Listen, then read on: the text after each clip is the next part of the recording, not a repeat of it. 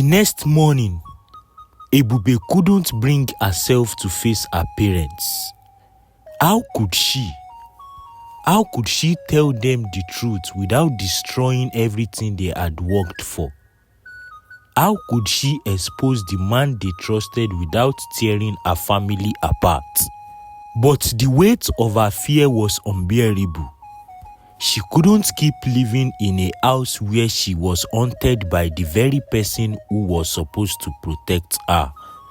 Finally, in the dead of the night, Ebube gathered the courage to speak. She had to tell them. She had to say it loud, even if it meant losing everything. As she walked into her parents' room, her mother looked up from her sewing, her face filled with warmth. But when she saw the look in Ebube's eyes, her expression changed. "What's wrong, my daughter?" Nneka asked, her voice laced with concern. Ebube took a deep breath, fighting back the tears that threatened to spill. "Mama, Papa, I need to tell you something. Something terrible has been happening." Her parents looked at her in confusion, but before she could continue, a knock echoed at the door. It was Obinna, and the nightmare was far from over. Good day, wonderful viewers. You are watching the part 2 of this story. If you haven't watched the part 1, kindly check on my previous posts. And if today is your first time of coming across my channel, please support me by subscribing and turning on the notification bell so you can always be the first person to get notified anytime I drop a new video. Thank you. Let's get back into the story. Ebube's heart raised as she stood in front of her parents, her words hanging in the air, unfinished. She had opened the door to the truth, but the reality of what was about to happen hit her all at once. Every fiber of her being screamed at her to run, but it was too late. The door creaked open, and Obinna stepped inside, his eyes immediately locking with Ebube's eyes. "Ebube," he said, his tone too calm, too controlled. "What's all this about? What are you telling your parents?" Ebube swallowed hard, trying to steady her breath. The truth was close now, within reach, but the fear gnawing at her insides threatened to choke her. "Mama, Papa," she whispered, her voice trembling. I have to tell you what has been happening, what Uncle Obinna has been doing to me." Her mother's eyes widened with confusion. "Ebube, what do you mean? Uncle Obinna is our family member. He is your uncle. He would never do anything to hurt you." But before she could finish, Obinna took a step forward, his gaze turning cold. "Ebube, don't say it," he warned, his voice lower now, but laced with a dangerous edge. "Don't say anything. I don't want to hear anything that will ruin this family. You don't understand the consequences of your words. What did I do to you? My friend, keep shut your mouth."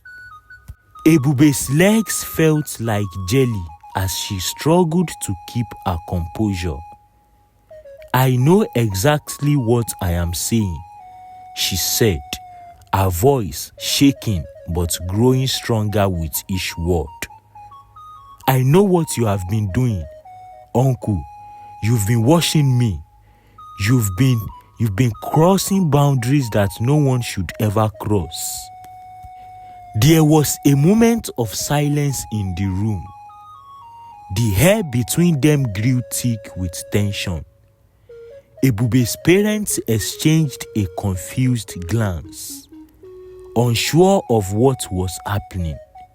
Her mother's face showed concern, and the father's brow furrowed in disbelief.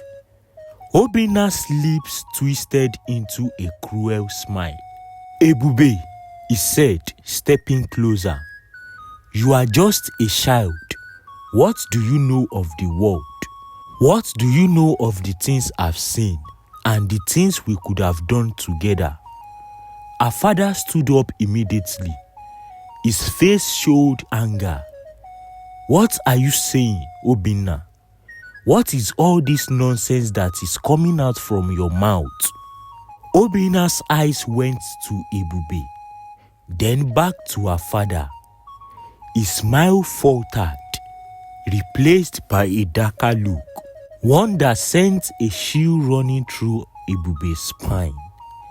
"I am just trying to explain, Uncle," he said, his voice smooth but carrying a threat underneath. "Ebube is not the little girl you think she is.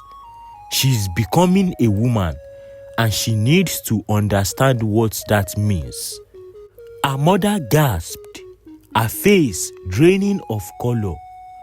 "Obinna, what are you saying? What are you saying about our daughter?" Ebube could feel her heart pounding in her chest, her body trembling.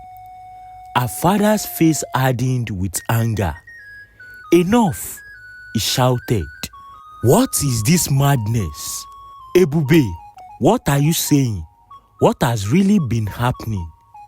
Ebube hesitated for a moment, her mind racing with fear and desperation. But she had to tell them. She couldn't hide it anymore. "Uncle Obinna," she began, her voice barely a whisper. He has been doing all sorts of bad things with me. He has slept with me countless times. He says things to me that makes me feel uncomfortable. Things that no uncle should ever say to his niece. He touches my breast anyhow when nobody is looking. He made me feel afraid to even be in the same room with him." Her father's face turned pale. His jaw clenched tight. His eyes went wide with disbelief. This is not possible," he said. "Obinna, what have you done to my daughter?" Obinna's face twisted with anger, and for a split second, Ebube saw the man she had once known slip away, replaced by something darker, more sinister. "You don't know what you are talking about, Ebube," he said, his voice suddenly cold. "You've misunderstood everything. This is what happens when a girl becomes a woman. She attracts attention. I am only trying to show you what you should have known already." "That's enough," her father shouted, taking a step toward Obinna. "Leave my house now." Obinna's smile returned, but it was not the smile of the man they had trusted. It was cold, calculating. "You really think you can stop me? I am not going anywhere." Ebube's father moved quickly, grabbing Obinna by the collar and pushing him toward the door. "You are leaving, and you are never coming back into this house," he said, his voice shaking with anger. "I must never see you near my daughter again." Her mother stood by, frozen in shock and tears. Her hands clasped over her mouth in disbelief. Obinna shrugged off Ekene's grabs with ease. "You will regret this," he hissed, his eyes flashing with malice. "You are all fools if you think this is over. This is just the beginning." With those final words, Obinna stormed out of the house, slamming the door behind him. The silence that followed was deafening. Ebube's body felt weak, her knees threatening to give way. She had finally spoken the truth, but it came at such a heavy cost. The next few days were a blur. Ebube couldn't bring herself to speak.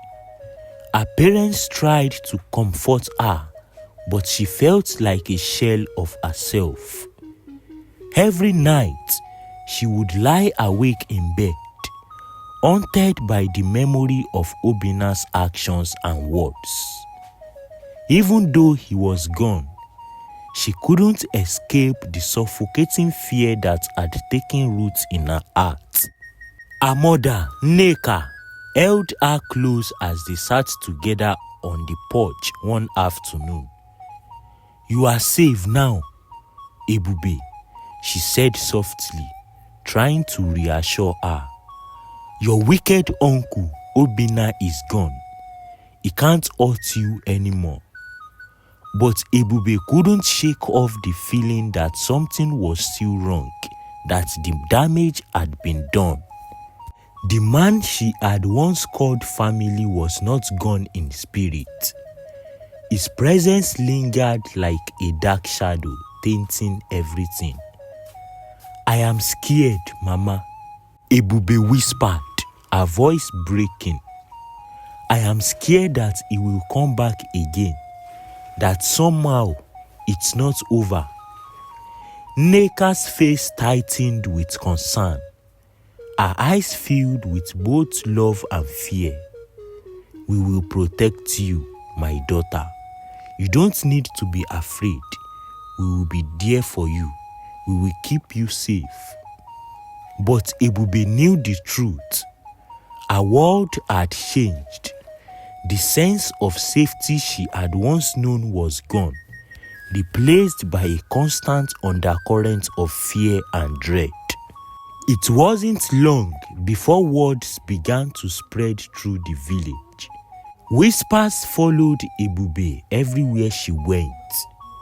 The shock of Obinna's betrayal shook the foundations of the community. But the rumors began to take on a life of their own. People spoke of Ebube's innocence, yes, but also of the shame that would follow. Her father, Ekene, did what he could to protect her reputation, but it was clear that the damage was deep, not just to their family, but to their place in the village. And somewhere out there in the shadows, Obinna was watching. He wasn't gone for good. He was waiting, plotting, knowing that his actions had set something much darker in motion. The days that followed were filled with uncertainty.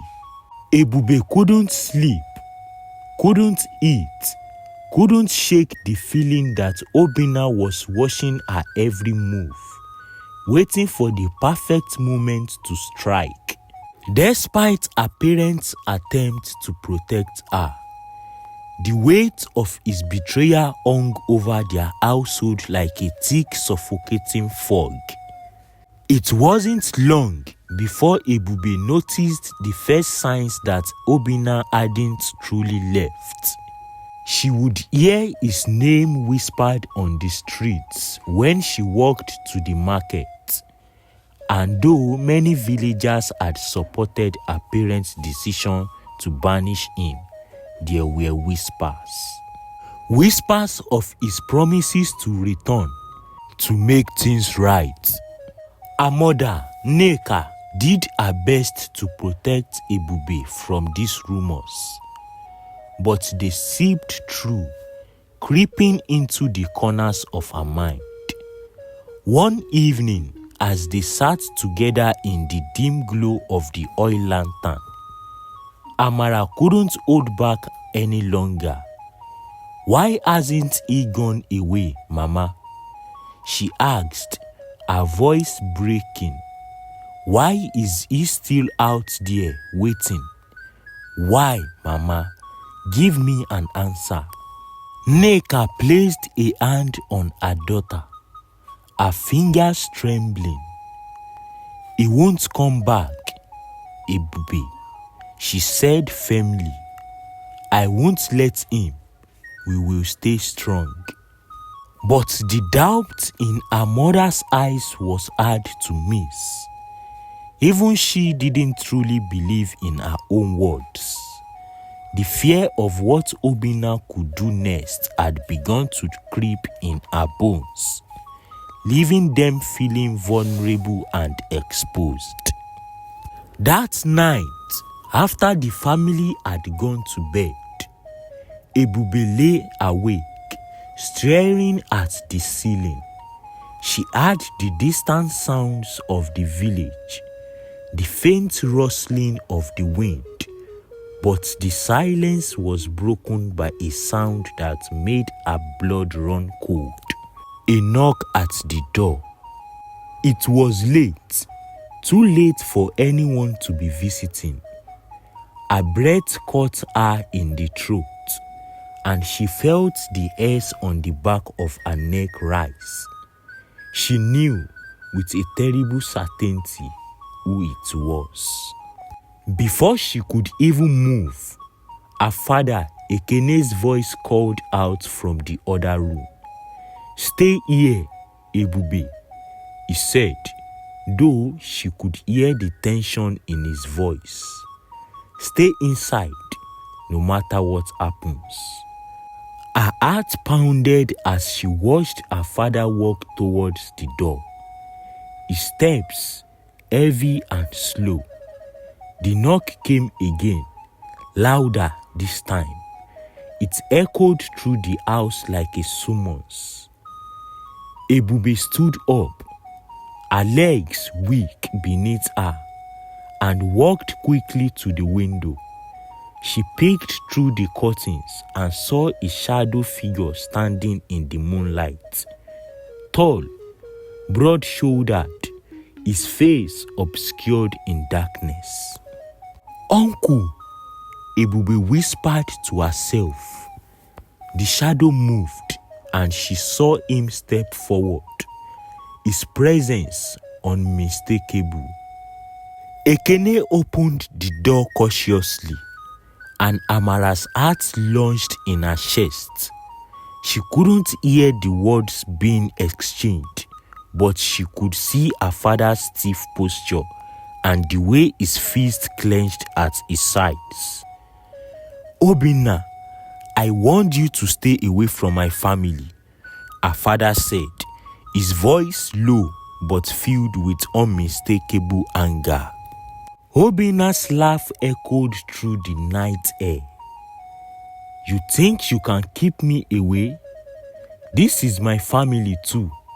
Your daughter is my blood, and I won't be crushed out so easily." Ebube's breath eased as she moved closer to the door. She couldn't help herself. She had to know what was happening. She needed to understand why Obinna had come back, why he refused to let her go. Though the crack in the door, she saw Obinna's eyes, cold, dark, and filled with a dangerous fire. "You are wasting your time, Obinna," her father said. "Leave now, or I will make you leave." Obinna smirked, his hands moving to his waist. "You are a fool, brother. You think you can control me? You think you can control what happens in this house? I will have what is mine, and you won't be able to stop me." With one swift movement, Obinna shoved past Ebube's father, pushing him back into the house. "You don't tell me what to do anymore. No one can tell me what to do," he shouted. Ebube's heart raced. She had to act. She couldn't let this happen. "Papa," she cried, running out from behind the door. She stood between her father and Obinna, her voice shaky but determined. "Please stop. This has to end." Obinna's gaze locked on her, and for a moment his expression softened, but there was still a coldness in his eyes, a hunger that made her blood run cold. "Ebube," he said softly, "I've been waiting for this moment. I knew you would come to me eventually. You don't have to be afraid anymore, my beautiful baby. I've returned for you." Her father stepped forward, his fist clenched. "No, you will not touch her again. You will leave, or I will make you leave. This is your last warning." Days stretched into weeks, and the quiet of the village seemed almost unbearable. It was as if the whole place was holding its breath, waiting for the storm to come. Amara couldn't feel it, the sense of impending doom that lingered in the air. Every time she heard a rustling in the trees or a distant voice, her heart would leap in her chest, convinced that it was Obinna returning to finish what he had started. The once peaceful home now felt like a cage, a place where fear, betrayal, and anger had taken root. Ebube spent most of her time alone, walking to the river or sitting in the shade of the large mango tree at the edge of their property. She needed space to think, to breathe, but most of all, she needed to escape the constant way of her thoughts. Every time she closed her eyes, she saw Obinna's face, his eyes, cold and predatory, always watching her. One afternoon, as Ebube sat by the riverbank, her thoughts were interrupted by the sudden sound of footsteps approaching. Her heart skipped a beat, and she froze, her body tense with fear. The footsteps grew louder, and before she could react, a familiar voice called out her name. "Ebube!" She turned, her breath catching in her throat. Standing before her was Obinna. "Uncle, no!" she whispered, her body shaking. "You promised you would leave us alone." Obinna didn't respond immediately. He took a step closer, his eyes fixed on her with that unsettling intensity that made her skin crawl. "I didn't promise you anything," he said, his voice low and smooth. "I never promised to leave. You are mine, Ebube. You've always been mine." Amara's heart pounded in her chest. The terror she had felt for so long was now real, and she knew with a horrible certainty that if she doesn't act now, it would be late. With every ounce of strength she could use, Ebube took off running, her legs carrying her through the thick bush and down the narrow paths that led towards the village. Obinna's laughter echoed behind her, cruel and mocking. "Run, Ebube, you can't escape me. You will never escape me." By the time Ebube got home, she was breathless and terrified, her body covered in sweat and dirt. She slammed the door behind her, locking it with trembling hands. "Papa," she screamed, her voice raw with fear. "Mama, he's here again.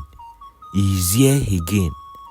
Her father appeared in the doorway, his face pale and tight with worry. "What happened, Ebube? What's going on?"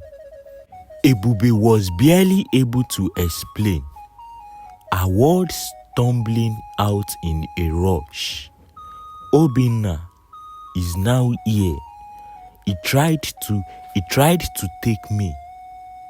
Her father's face hardened with fury. "He's still here?" Ekene growled, moving towards the door. "No more running. We will end this tonight. You stay here. Ebube, I will take care of this. Papa, please." But her father was already moving, his determination clear in every step. Nneka stepped forward, placing a hand on Ebube's shoulder. "We will be fine, my daughter. Your father will make sure he never comes near you again." Ebube didn't feel comforted. She felt like a helpless spectator as her father stepped outside. His face set in a grim expression, prepared for the final confrontation.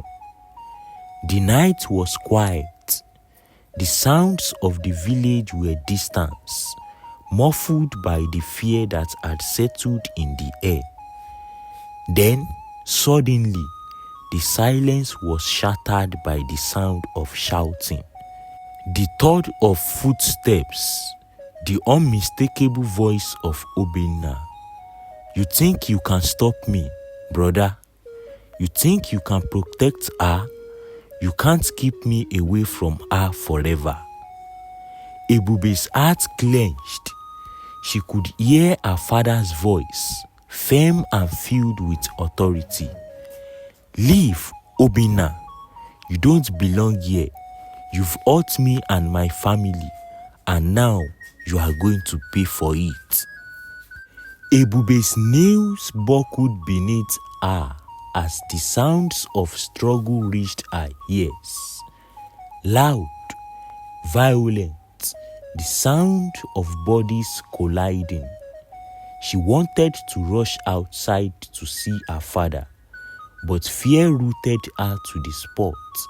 She could only listen, her body trembling as she waited for the inevitable. And then the screams, the sound of a man in pain. Ebube's stomach turned as she realized that it was Obinna's voice screaming in agony. It didn't take long before her father returned. His face hard, his clothes beheaved and covered in dirt. His eyes were filled with anger and something darker, something cold. "Papa," Ebube whispered, trembling. "What happened? What did you do to him?" Her father's expression softened for a moment, but only for a short period. "It's done, Ebube. It is over." But even as he spoke those words, the dread in Ebube's chest didn't go away. There was something off about the look in her father's eyes, something that made her feel like they didn't truly win. The following morning, a strange calm had settled over the household. Obinna's threats were no longer an immediate concern, but something felt wrong. Ebube could see the change in her father. He was quiet, distant, his movements slower than usual, as though the weight of what had happened was too much for him to bear. It wasn't until the sun began to set that the full truth came crashing down. her father had killed Obinna. He hadn't just fought him off or chased him away. He had taken matters into his hands. Ebube couldn't believe at first. Papa, you killed him? Ekene looked at his daughter, his expressions unreadable. He would have come back, Ebube. He would have hurt you again. I couldn't let him do that. But as words sank in, as the reality of what her father had done washed over her, something inside Ebube broke. Obinna, for all his cruelty, was still family, her uncle, and now he was gone forever. The weight of it all, her loss, her fear, the darkness that had crept into her home was too much for her to bear. She sank to her knees, her heart shattered as the finality of the tragedy set in. There would be no redemption, no justice, no happy ending, only the pain of living with the consequences. We finally come to the end of the story, guys. If you find this story interesting, please support me by subscribing to my channel and by turning on the notification bell so you can always get notified anytime I drop a new video just like this one. Thank you.